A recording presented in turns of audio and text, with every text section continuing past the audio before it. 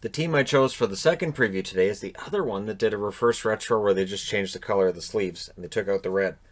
I'm not sure why you take out the red, but get it out. All right, unless you're St. Louis, in which case make it all red. Maybe that's where the red went. Blues need to borrow it, so the Rangers and Calgary lent it to them. So the Rangers are a fascinating team. This might be one of the most interesting teams going into this coming season because I don't think we have any idea what to expect from the New York Rangers. And I don't think if you look at their record from last year, you have any kind of clarity on that either. So they had 77 points in 2017, 2018, and 78 points in 2018 and 2019. And this was the retool. This was the retool that happened 2016-17. They were very good. And then the retool took place. Now, last year, they were projected to 92 points over an 82-game schedule. A vast improvement last year from the year before. Then they won the draft lottery.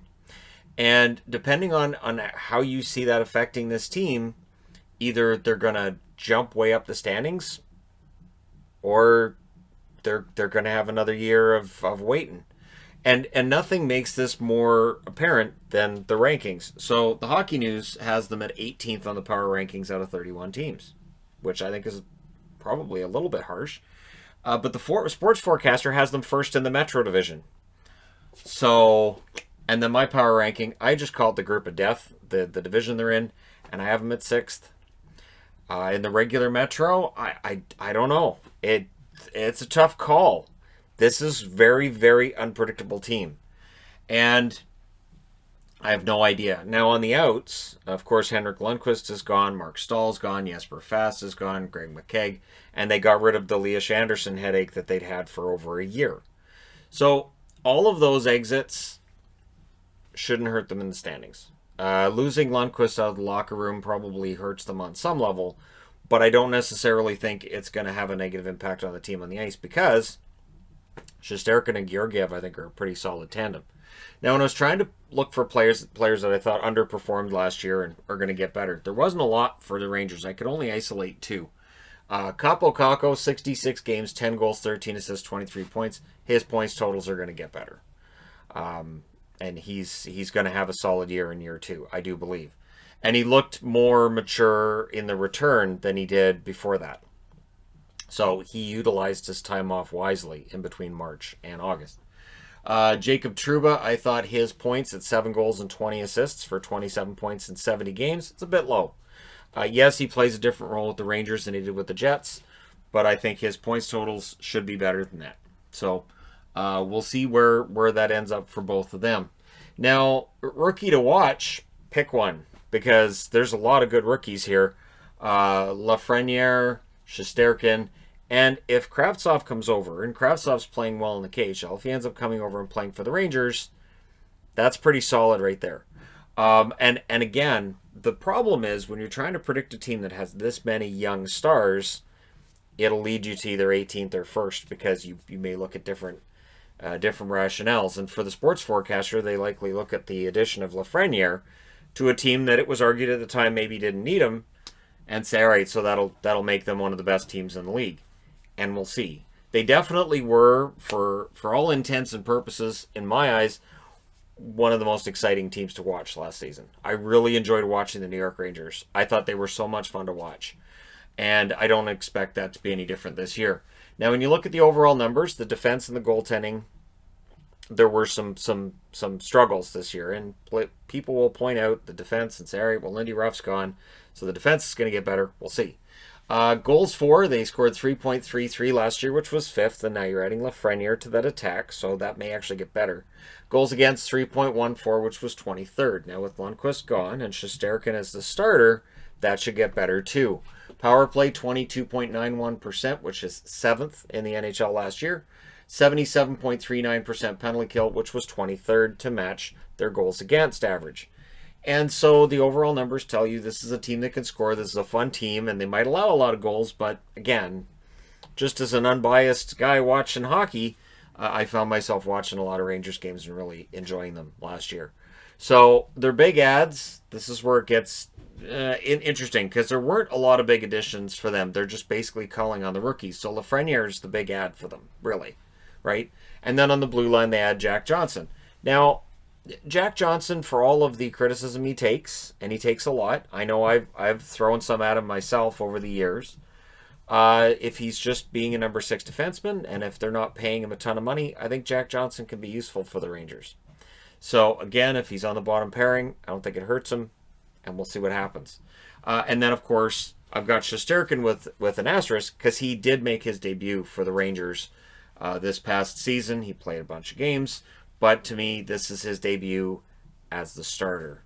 And this is where the pressure packs itself on him. However, Georgiev's there, and I think Georgiev's shown that he can play his share of games as well. It'll probably be a 50-50 split over a shortened schedule between the two of them.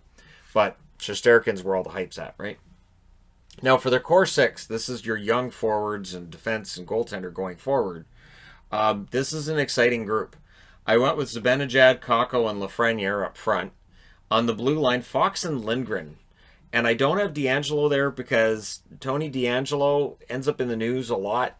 And at some point, I could see the Rangers saying, we're kind of done. And I could see DeAngelo ending up being moved by the New York Rangers. But I think Lindgren and Fox are going to be the future guys. And of course, Adam Fox is a very good defenseman. I sometimes think he gets overhyped a little bit, but he's an excellent defenseman, and I get it.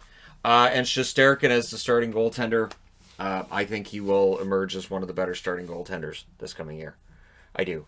I think that once this season's over and we're in the next off season, that I'll be calling their tandem of Georgiev and Shesterkin as one of the best in the league. Coach David Quinn, I thought he did well last year. Definitely deserves another shot. And their general manager Jeff Gorton, I think he's managed this retool very, very well. I think this is a team that should absolutely improve, but their division is just so tough. Glass half full. This is a young, exciting team. This will be fun to watch. And if you watch this as a Rangers fan with the idea that you're not worried about getting in the playoffs necessarily this year, just building and building, and just seeing how well Lafreniere fits in right out of the gate, you're going to have a great year. And the fact there's top young players in all spots on this roster. So you've got your future number 1 center, you've got your future number 1 defenseman, I think, in Fox, you've got Shesterkin, and then on the wings you've got guys like Kakko, you've got Kravtsov. You've got some really, really good players.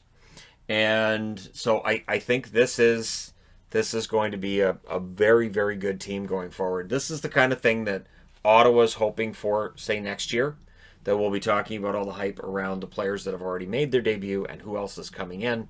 And I think this is where Ottawa wants to end up. Now, if you're glass half empty on this, it is a really tough division. And we'll look at that. Because it is. It is a tough division. They've now added Boston to their division. And does that make things more difficult? Probably yes. And youth make mistakes. As exciting as it can be to get all these kids into the lineup, they will make mistakes. There will be nights where, as great as Lafreniere is going to be, there are likely going to be nights where you say, man, he was exposed there on a play against Crosby or on a play against Giroux or whoever, because he is young and he's going to make some mistakes. So that's why I'm more cautious in my view of how the team's going to play than, say, the sports forecaster. But they're going to make mistakes, but it's fine. Woo, Rangers.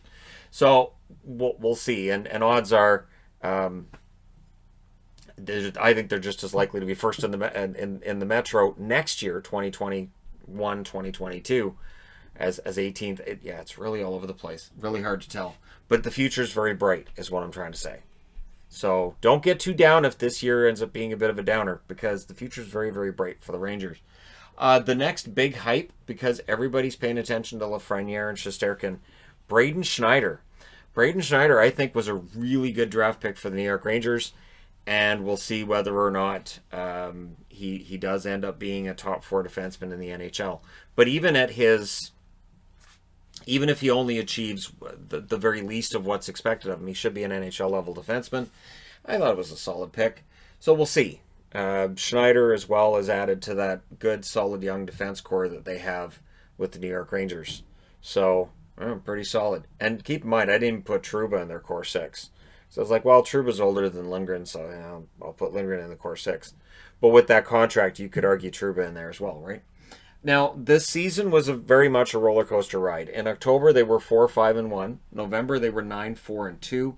December, 6-7-1. January, they were 5-5.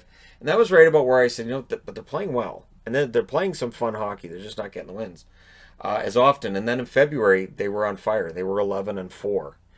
And then in March, going into the break, they were 2-3-1. So they'd kind of fallen off the tracks in March, but February was a great month. They had a great month of November. And so if they can find that consistency in their game, this team's going to surprise some people, probably including myself. Now, record against likely divisional opponents: against Boston, they were 0-2-1. Against Buffalo, 1-1. Those are the two teams added to their division that would normally not be in the Metro. And so, at the expense of Columbus and Carolina. So are Boston and Buffalo that much stronger than Columbus and Carolina? Again, it's a group of death for Buffalo, right? So, yeah, we'll see. New Jersey, they were 2-2 against last year. The Islanders, they were 3-1 against. Those were fun games, great games. Against Philadelphia, they were 0-3. Against Pittsburgh, 1-0. Only played them the one time. And then against Washington, they were 2-1.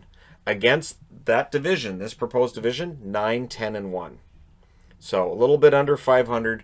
And again, we'll see how it goes for them this year. We'll see if Pittsburgh falls back, if Washington falls back. These things are possible, not probable, but they're possible. And it could be a young, exciting team like the Rangers that takes advantage. But yeah, there you go. Let me know what you guys think, where you think the Rangers end up fitting into the grand scheme of things. And again, I'm glad Lady Liberty is back. And it's going to be fun to see that on the ice again. Let me know your thoughts. Don't forget to hit like and subscribe if you're browsing your way through. You just happened upon this video. Thank you guys so much for watching, for all your support. I will talk to you again soon.